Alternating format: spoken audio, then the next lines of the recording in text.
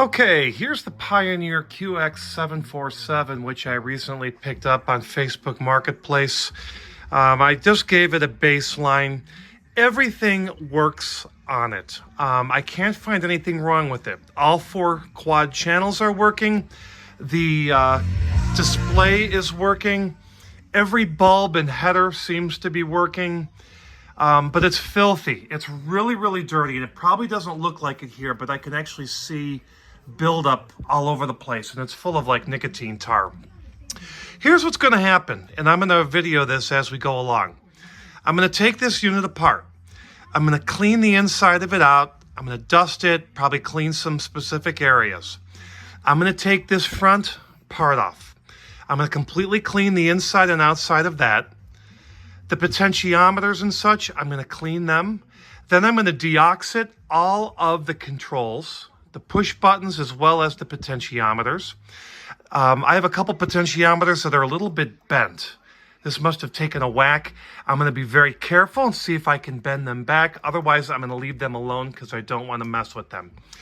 Once I do that and I clean all elements of this to the best of my ability, I'm going to give this a rebiasing. There's an amplifier adjustment here. There's 2 different adjustments here. I will do that, and I'll let you know how far off they are. Usually I found the farther off they are, the more hours a unit has, but given that this is 51 years old probably, I would expect it to be off anyways. But again, as a baseline, everything works. These potentiometers are all a little crackly, and some of these are not working quite right, but basically the unit looks good, so we'll go ahead and get it open and go from there. I'll record it as we go. Okay, opened up, and the receiver is filthy. I'm going to guess nobody has been in here. If anybody was in here, it would have been a long time ago, because sometimes you see things like this. You see fingerprints, and this is just dust that's been sitting for years. But no fear. Sometimes people will think, okay, the dirtiest, dustiest receivers, they're never going to turn out right. Well, let me tell you, the dirtier the receiver is, sometimes the better. Some of my best performing units were ugly ducklings and just want to perform, and this thing is working. So the next step is to vacuum. I'm going to use a paintbrush and a vacuum and get as much as I can off of here. With the unit unplugged, I'm now going to vacuum out everything I can. I can't use both hands, but I have a couple different paintbrush types. I'm going to go around and just be very gentle and clean as much as possible, as well as all the dust that's inside the case. Okay, much better, much better. Now I'm going to get a paper towel with a little bit of Windex, and I'm just going to polish off a couple things here, but I'm not going to be getting everything perfect. Here's the nicotine dust in the vacuum. This was completely empty when I started, so quite a bit came out of here. So let me go ahead and just wipe a couple things down in here. Okay, it's been all touched up. Gosh, look at the quality. They actually printed like lettering on this this shield for the tuner block. Just amazing what they did back in the day. I mean, the average person never would have even have opened this up, but the fact that they went to this effort was really nice. Looks much better. General cleaning. I'll be doing that to the bottom when I open the bottom up, but for now, let's go ahead and get the front plate off. All right, got the cover polished with furniture polish. I mean, this is like in perfect shape. My gosh, I don't know if I've seen one in better shape. However, I don't usually pay full price for stuff. Okay, here's the bottom. I'll say it again, look at the build quality. I mean, look at the feet on this. These are plastic, but it's just like they really built this stuff well back in the 70s. All right, let's take a look here. Wow, is that complex. And look at the dust here. There's no fingerprints or scuffs, which then proves it hasn't been opened. I mean, if it was opened, it would have been early after it was bought, but this is a virgin unit, which is good. I'm going to go ahead and clean out with the paintbrush in here as well. However, this is not nearly as bad, and I'm going to clean this bottom. Okay, a couple of observations prior to taking this front part off. This really, really looks clean. Now, low hour units are not always designated by what you can see, because if this was in a cool environment, this could have been ran quite a bit. The fact that every bulb is intact and works, and looking at the power supply down here, and I don't have a lot of familiarity of this model of power supply in this era. I don't see any char marks, any heat damage from anything. And there's, I know, some hot regulators and some things like that.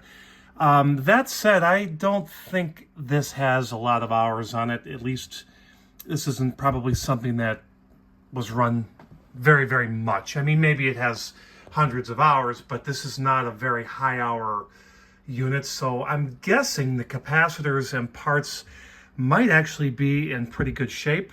Thus, it is working, and that's prior to me doing any clean out or anything else for the controls and the buttons. So anyways, I'm going to get the front off, and then we'll go from there. Okay, getting the face plate off is actually rather easy, and I had to do it out of sequence. That's why I did the bottom first when I said I was going to do this next. There are 3 lock washers that go around a couple of the posts. You just take those off. There's 2 screws on top, and then you got to use a hex screw to get the tuning knob off, because it has some compression nuts. Anyways, it's off. So now we have access to spraying some of the switches, cleaning the dial, and then also cleaning this entire faceplate. It looks yellowed, and I got to be careful not to take any of the lettering off, but I have a technique that'll work, I think. So I'll be back in a little bit. Well, shame on me for not doing a before and after picture, but this cleaned up really nice. This had a heck of a lot of cigarette tar on it. I've seen worse, but it was pretty bad. And here's my cloths as evidence. It's like, you know, this is all just tar. What I'm hoping is that there isn't any residual yellowness. And if there is, I'll deal with that later. But I Windexed this with the ammonia a couple times, wiped it down, and it's not coming up anymore. So I think we're good. I'm now going to clean the switches that poke through. I'm going to clean all those, and then we'll start getting to do the Deoxit on the inside. Okay, got all of these cleaned. I didn't take them off, I just did them in place, and they all kind of move in a circle. Also cleaned very carefully the dial face on the inside, the scope face, and then I also cleaned all the knobs. These were filthy, just absolutely filthy. So, and then I also touched up around anywhere else, just because I felt like, you know, there probably is some tar, and there was some brownish orange stuff that came off of this everywhere. But it doesn't smell really bad. I gotta be honest, it doesn't smell like smoke too much, so this probably is 1970s smoke. Okay, next step will be cleaning the potentiometers, or putting Deoxit. And I use Deoxit. And what I'm going to do is I'm going to tilt this back, and I'm going to shoot down into each of these, and I'm going to work them about 15 times each. The purists will say you're supposed to take the boards out and you go in and you open them up, or you do other things. I'm just going to shoot them from the top. Also, they are working. Some of them are crackly and you have to wiggle them, but the fact is they're functional. So I'm going to go ahead and tilt this on its back, spray stuff in there, and then let it go in and work it. And then I'll do the potentiometers afterwards. Okay, I wasn't able to video it, obviously, because I only have a couple hands and I don't have a tripod. But yes, I shot Deoxit into these, and I've worked them. These two have a lot of resistance, because those are the tape monitor circuits, and if this is 4-channel, this is doing a lot back there. So hoping it made its way back there, but I'm sure it did. I put extra in some of these, but worked them. Some people say don't mess with the power switch. I don't know where the power switch is on this, but I shot a little in there anyways, and it seems to be running smooth. So, okay, now it's time for the potentiometers, and I'm just going to locate them, and I'm going to shoot a little in wherever I can get into them. This one was really easy, really easy. I was able to get the spray into all the potentiometer holes. If I couldn't get to it from one angle, I flipped the receiver over and went from the other. I even was able to get the ones up by the scope. So yeah, this one was easier. Some of the Pioneers, you have to do a lot of disassembly. Okay, I'm going to go to the back now, and I'm going to look. There's a switch back there. I'm going to make sure that that little, it's like an FM switch, and then there's also the jack for the 4 to 8 ohm switch. I'm gonna, or the, you know, to flip between 4 and 8 ohms. I'm gonna spray that as well, but I'm gonna double check to make sure I got everything. But I'm done with Deoxit then. Faceplate's been reinstalled. It looks great. Before I put this on, I ever so gently bent the posts for the base and the mode switch so that they're straight. You gotta be darn careful with these, especially this one, because this is a really complex custom part if you break that. But I was able to bend it a little bit back. Let's give it a power on. This will be the first power on. So let's see if we hopefully didn't break anything. Okay, so protection circuit just came on. I'm not getting audio. Should be 4-channel and FM. There we go.